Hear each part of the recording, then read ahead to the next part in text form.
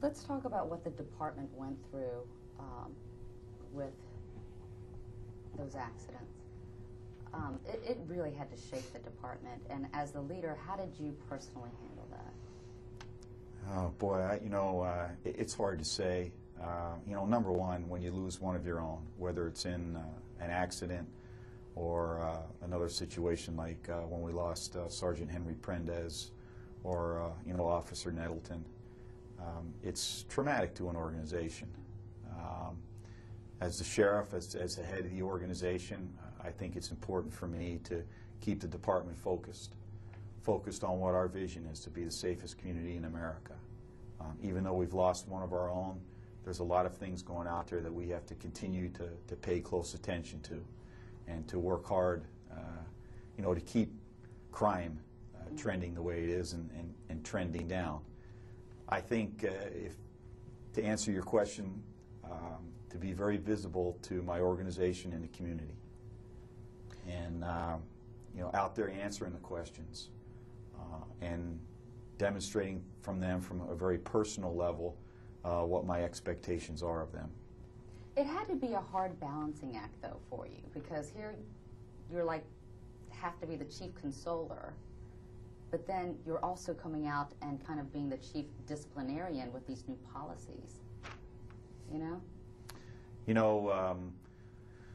When you choose to move up through the ranks within policing or any other profession that there is, you're placed in those situations. And that's a choice. That's a conscious choice that you make when you move up through the organization. So when I chose to run for this office, I knew there would be days like that. I was there with Bill Young when we lost Sergeant Henry Prendez. And I think from my standpoint, it was important for me not only to be there from a compassionate side of the organization, but I also had to demonstrate a level of courage to the organization and the community as well. And then I had to back that up with a commitment level. I knew we had to make some changes in the way we were doing business. And if we didn't, chances are we would lose a few more officers, and nobody wanted that. How did it affect you personally? Well, I have feelings just like anyone else. Each time I've been faced with having to go see a family under those circumstances, none of them have been good. But I will tell you this, the courage, the strength that each one of those families showed to me each and every time that I did was a big lift to me.